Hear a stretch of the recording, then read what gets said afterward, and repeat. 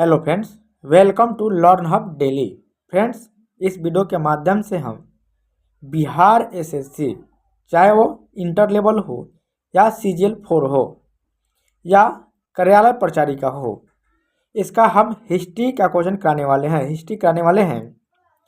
दोस्तों, हमने पीछे भी कराया था और आगे हम करा रहे हैं।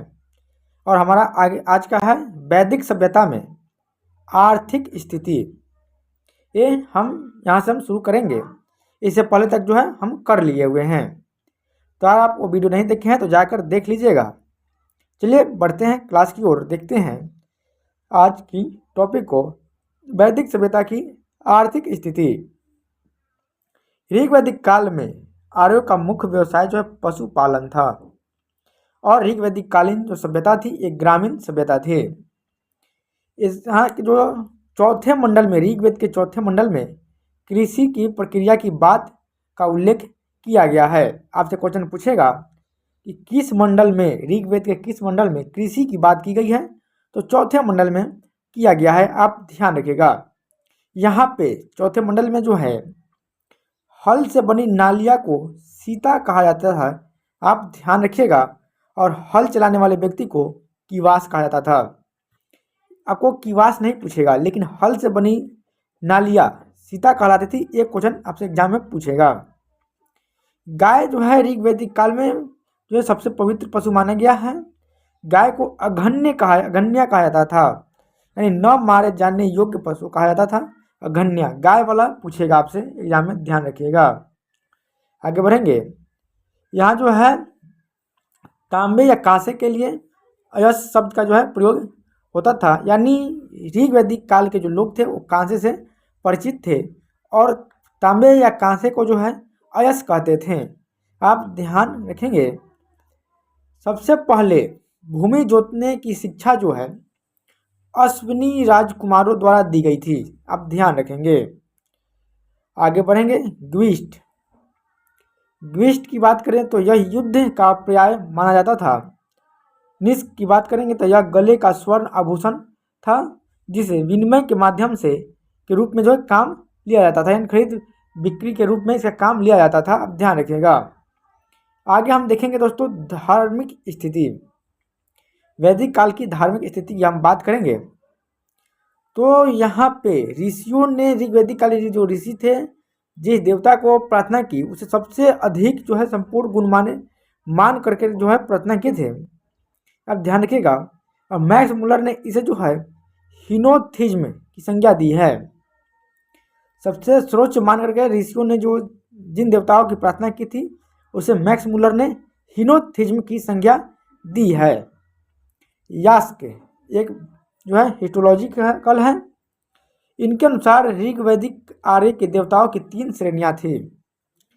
इनके अनुसार जो है थी। पृथ्वी के देवता की बात करें तो अग्नि, सोम, बृहस्पति, पृथ्वी, सरस्वती, ये पृथ्वी के देवता थे।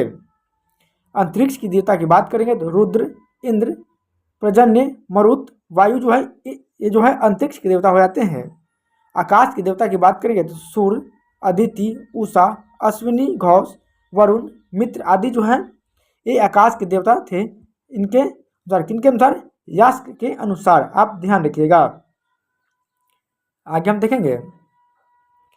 आगे है ऋग्वैदिक काल में सबसे प्रमुख देवता की बात करें तो वो इंद्र थे। इनके लिए, इंद्र देव के लिए 250 सूक्त जो है समर्पित है। इन्हें जो है युद्ध, बादल एवं वर्षा का देवता कहा जाता था। इसे पुरंदर कहा गया है। किनको? इंद्र को। इंद्र को पुरंदर ऋग्वेद में कहा गया है।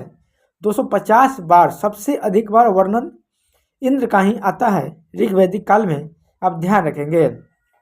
उत्तर वैदिक काल की अब बात करेंगे आप दोस्तों, 1000 ईस्वी पूर्व से 600 ईसा पूर्व। अभी तक हम जो है दोस्तों ऋग्वैदिक काल पढ़ रहे थे। अब उत्तर वैदिक काल देखते हैं। ऋग्वैदिक काल में आर्य सभ्यता का केंद्र जो है पंजाब था, यानी सप्त सिंधु प्रदेश था। लेकिन यह जो है उत्तर वैदिक काल में जो है इसका विस्तार होने लगा। कुरुक्षेत्र व गंगा यमुना द्वाब तक यह सभ्यता फैल गई उत्तर वैदिक काल में। आप ध्यान रखेंगे। उत्तर वैदिक काल में ऋग्वैदिक कालीन छोटे कबीले जो है एक दूसरे से में विलीन होकर बड़े जनपद का रूप ले रहे थे। जैसे पुरु व भरत मिल करके कुरु बन गया तथा तुवर्स एवं क्रीवी बन मिल करके पांचाल बन कहलाया। यानी जो कबीला छोटा छोटा था ऋग वैदिक काल में, वो उत्तर वैदिक काल में दो दो तीन तीन कबीले जो मिल करके, यानी जन जो था वो मिल करके एक बड़े जनपद में विकसित हो गए। उत्तर वैदिक काल में यजुर्वेद, सामवेद, अथर्ववेद, ब्राह्मण ग्रंथ, आरण्यक तथा उपनिषद की रचना की गई है। आपसे पूछेगा दोस्तों, बताइए ब्राह्मण ग्रंथों की रचना किस काल में हुआ है या किस सभ्यता के समय में हुआ है? तो उत्तर वैदिक सभ्यता या उत्तर वैदिक काल में इसकी रचना हुई थी। इस तरह से आपसे क्वेश्चन पूछेगा। यजुर्वेद, सामवेद, अथर्ववेद की रचना भी जो है उत्तर वैदिक काल में ही हुआ है। उपनिषद, आप बड़े नाम सुनते हुइएगा इसकी रचना भी जो है उत्तर वैदिक काल में ही हुआ है। अब देखते हैं उत्तर वैदिक काल की राजनीतिक स्थिति। राजनीतिक स्थिति की बात करेंगे, उत्तर वैदिक काल में शासन तंत्र का आधार राजतंत्र था। इस काल में राजा का पद वंशानुगत था, यानी पिता का जो पुत्र होगा वही राजा बनेगा, यानी राजा का बेटा ही राजा बनेगा, ऐसा वंशानुगत था उत्तर वैदिक काल में। राजा को देवताओं के प्रतिनिधि के रूप में पूजा की जाती थी। आप ध्यान रखिएगा। ऐतरेय ब्राह्मण में राजा की दैवीय उत्पत्ति संबंधी उल्लेख जो है मिलता है। आप ध्यान रखिएगा, पूछेगा कि राजा की दैवीय उत्पत्ति उल्लेख जो है संबंधी उल्लेख जो कहाँ मिलता है, यानी या किस ग्रंथ में मिलता है? तो ऐतरेय ब्राह्मण में मिलता है। आप ध्यान रखिएगा। राजा का मुख्य कार्य सैनिक और न्याय संबंधी होते थे। अब ध्यान रखिएगा, ये राजा का काम होता था। ऐतरेय ब्राह्मण में विभिन्न दिशाओं में शासकों को शासन प्रणाली का उल्लेख भी देखने को मिलता है। और ऐतरेय ब्राह्मण के अनुसार हम देखें तो उत्तर में विराटनगर था, दक्षिण में भोज यानी सरवाट था, पूर्व में साम्राज्य कहा जाता था यानी सम्राट कहा जाता था, और पश्चिम में स्वराज यानी स्वराट कहा जाता था। और जो मध्य में होता था यानी मेन होता था, जो और असली मेन होते थे उन्हें मध्य प्रदेश यानी राज्य कहा जाता था। इसका जो है शासन प्रणाली राजा के अंदर में होता था। उत्तर में जो था उसे वैराज कहा जाता था और विराट इसके जो है शासक को कहा जाता था। दक्षिण में भोज कहा जाता था और सर्वराट जो इसके शासक को कहा जाता था। पूर्व में साम्राज्य कहा जाता था और इसे का शासक को सम्राट कहा जाता था। पश्चिम में स्वराज्य कहा, जो राज्य का था उसे स्वराज्य कहा जाता था और स्वराट इसके शासक को कहा जाता था। और जो मेन बीच में होते थे मध्य देश में जो थे इन्हें राजा कहा जाता था। आप ध्यान रखिएगा, ऐतरेय ब्राह्मण के अनुसार आप ध्यान रखेंगे। आगे हम बढ़ेंगे। शतपथ ब्राह्मण में राज्याभिषेक का सर्वप्रथम उल्लेख मिलता है। सबसे क्वेश्चन पूछेगा कि किस ग्रंथ में राज्याभिषेक का प्रथम उल्लेख मिलता है? तो शतपथ ब्राह्मण में मिलता है। और राज्य अभिषेक के टाइम में समय में जो अनुष्ठान किया जाता था उसे राजसूय यज्ञ कहा जाता था। राजसूय यज्ञ जो राज्याभिषेक के समय में जो अनुष्ठान होता था उसे कहा जाता था। ध्यान रखिएगा। उत्तर वैदिक काल में राजाओं द्वारा किया जाने वाला जो है महत्वपूर्ण यज्ञों में जो बात करेंगे तो राजसूय यज्ञ, अश्वमेघ यज्ञ, वाजपेय यज्ञ, अनिष्टोम यज्ञ, पुरुषमेघ यज्ञ। इसमें दो यज्ञ आपको याद रखना है, राजसूय यज्ञ और अश्वमेघ यज्ञ। दो यज्ञ आपसे क्वेश्चन में पूछेगा एग्जाम में। आगे बढ़ेंगे, सामाजिक स्थिति की बात करेंगे तो जो उत्तर वैदिक काल था इसमें पितृसत्तात्मक परिवार प्रथा प्रचलन में था। उत्तर वैदिक काल में आप ध्यान रखिएगा पितृसत्तात्मक था।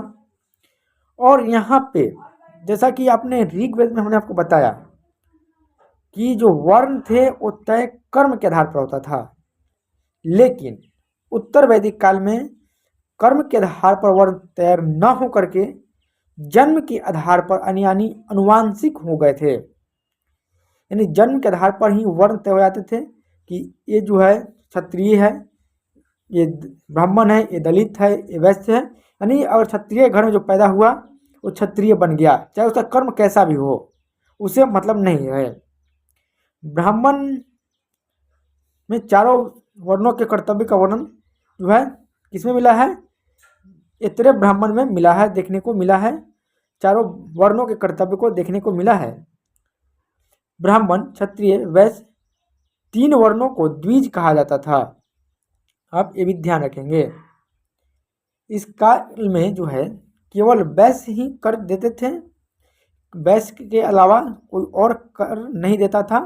उत्तर वैदिक काल में आप ध्यान रखिएगा, सबसे नीचे के क्रम में जो था वर्ण था वो क्षुद्र था, सबसे निचला था, आप ध्यान रखिएगा। और इसका काम जो था, अन्य जो 3 वर्ण थे यानी क्षत्रिय, ब्राह्मण और वैश्य, उनकी सेवा करना का काम इन्हें देखने को मिलता है, इनका काम था। स्त्रियां सभा और समिति जैसी राजनीतिक संस्थाओं में भाग नहीं ले सकती थी, उनके अधिकार को जो है सीमित कर दिया गया। आप ऋग्वैदिक काल में देखेंगे, हमने आपको बताया कि स्त्रियां जो थी सभा समिति में भाग ले सकती थी, लेकिन उत्तर वैदिक काल में नहीं ले सकती थी, उनके अधिकार जो थे वो सीमित कर दिया गया। शतपथ ब्राह्मण में कुछ विदुषी महिलाओं की वर्णन देखने को मिलता है, जैसे मैत्रेयी, गार्गी, ग्रहिता, जाबाल, यानी कुछ ही महिलाओं की उल्लेख देखने को मिला है उत्तर वैदिक काल में। उसमें भी शतपथ ब्राह्मण में इन महिलाओं की वर्णन देखने को मिला है, आप याद रखिएगा।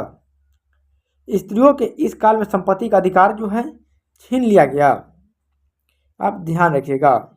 संपूर्ण मानव जीवन को 100 वर्ष मानते हुए आश्रम व्यवस्था जो है 4 बराबर भागों में बांट दिया गया, कि एक मानव की जीवन जो है 100 वर्ष मान लिया गया और उसे 4 अवस्था में बांटा गया। सर्वप्रथम छांदोग्य उपनिषद में प्रारंभिक 3 आश्रमों का उल्लेख मिलता है, परंतु चारों आश्रमों का उल्लेख जाबालोपनिषद में देखने को मिलता है। 0 से 25 वर्ष की उम्र में ब्रह्मचर्य आश्रम, 26 से 50 वर्ष की उम्र में गृहस्थ आश्रम, 51 से 75 वर्ष की उम्र में वानप्रस्थ आश्रम और 76 से 100 वर्ष की उम्र में संन्यास आश्रम, ये 4 आश्रमों में बांट दिया गया। आप ध्यान रखिएगा, आपसे क्वेश्चन पूछेगा कि मानव की उम्र 100 वर्ष मानते हुए कितने आश्रमों में विभक्त कर दिया गया? तो 4 बराबर भागों में विभक्त कर दिया गया, आप ध्यान रखिएगा।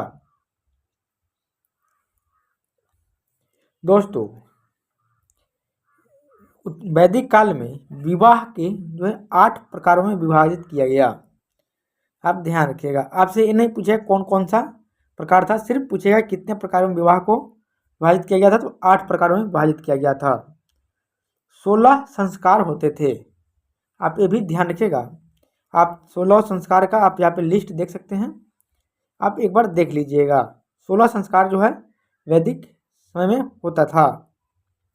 आगे है, प्रथम 3 संस्कार जन्म से पहले संपन्न किए जाते थे, जब शेष जन्म के बाद, यानी 3 संस्कार जो है जन्म से पहले जो है होता था, बाकी के जो 13 संस्कार थे वो जन्म के बाद होता था, आप ध्यान रखिएगा। आगे हम बढ़ेंगे, आर्थिक स्थिति की बात करेंगे उत्तर वैदिक काल की। यहाँ पे शिल्पों का विकास हुआ, कृषि के साथ साथ यहाँ के लोग पशुपालन तो भी व्यापक तौर पर जो है कर दिए, खेती का उनका मुख्य पेशा बन गया। अथर्ववेद के अनुसार पृथुवैन ने सर्वप्रथम जो है हल और कृषि का जन्म दिया था, आप ध्यान रखिएगा, यानी इसका आविष्कार किया था। लोहे को श्याम अयस्क अथवा कृष्ण अयस्क कहा जाने लगा।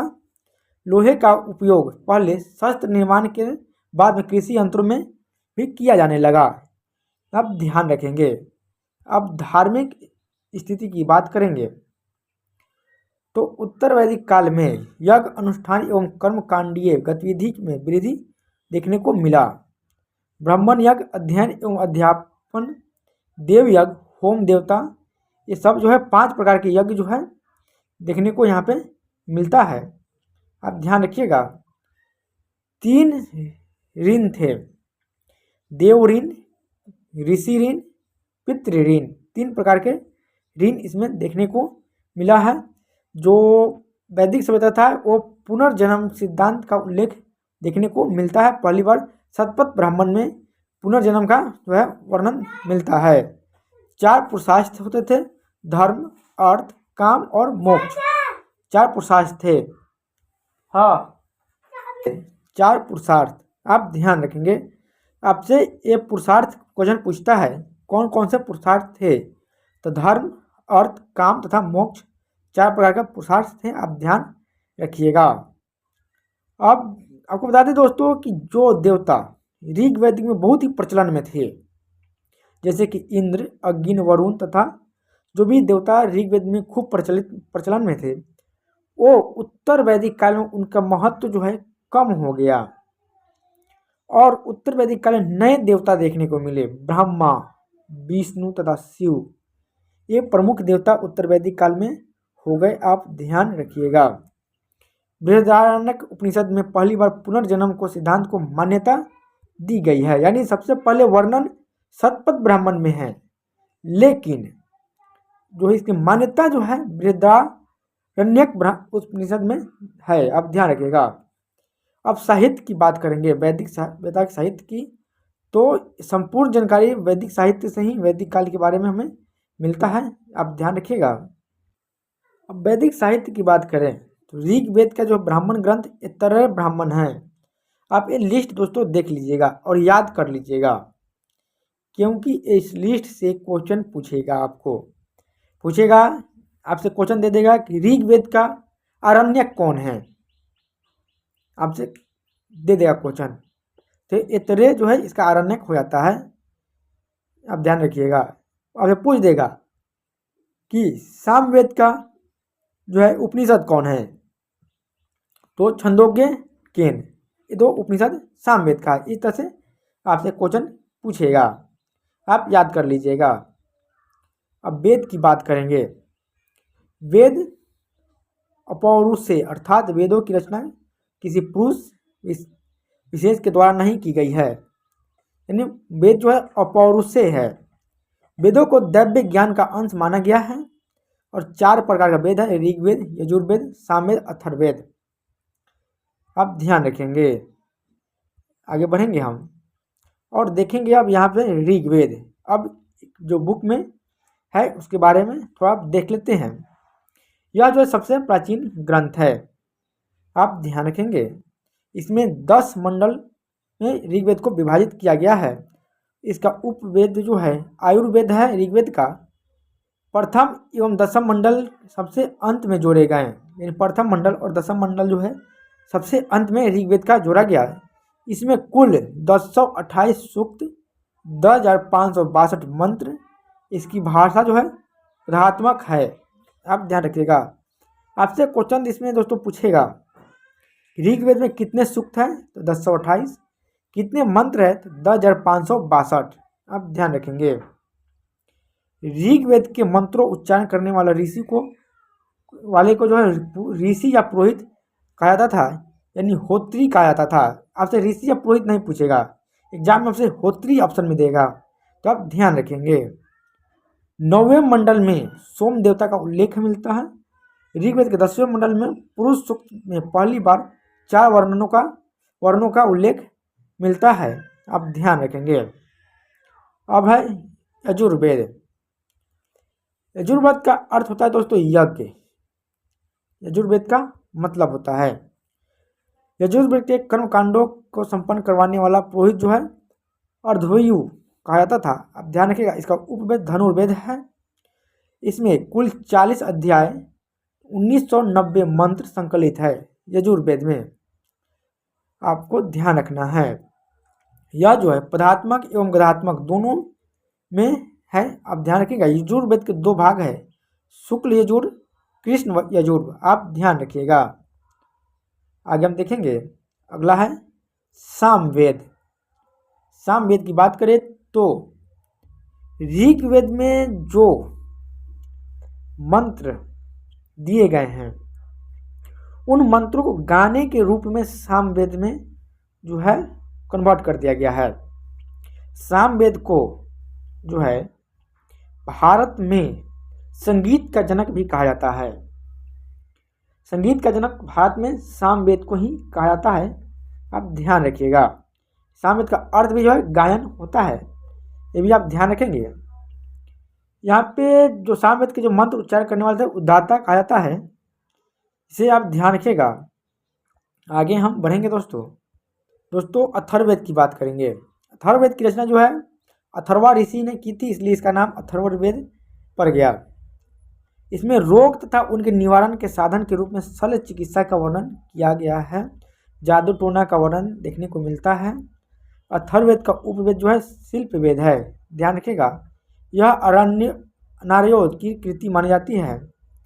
अनार्यों मतलब जो आर्य नहीं थे उनकी कृति मानी जाती है। अथर्ववेद एकमात्र वेद है जिसका कोई आरण्यक नहीं है। दोस्तों इस वीडियो के माध्यम से हम यहीं तक रखेंगे, इसकी आगे एक क्लास और लगेगी। हाँ, हम आगे आपको अगले क्लास में करा देंगे। तो मिलते हैं फिर नेक्स्ट वीडियो में। अगर आप चैनल पर नए हैं तो चैनल को सब्सक्राइब कर लीजिएगा, वीडियो को लाइक कर दीजिएगा, अपने दोस्तों को भी शेयर कर दीजिएगा। तो के लिए जय हिंद, धन्यवाद।